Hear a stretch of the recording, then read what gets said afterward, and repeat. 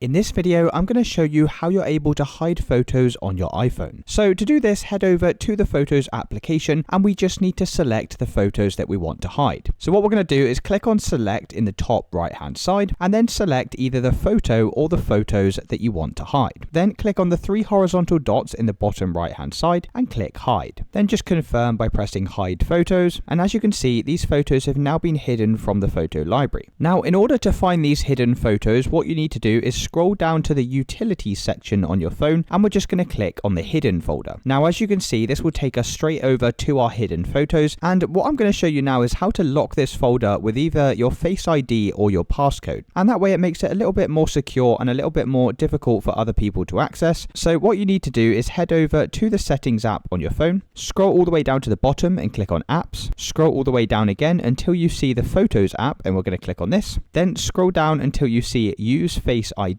and you want to make sure this is turned on and enabled. As you can see in the description, it says Face ID is required to view the hidden and recently deleted albums. So once we've enabled this feature, if you then head back over to the hidden albums, you can see we're only able to access this with our Face ID. And it's as simple as that, guys. That's how you hide photos on your iPhone. If you did find this video helpful, then let me know in the comments and I'll see you in the next one.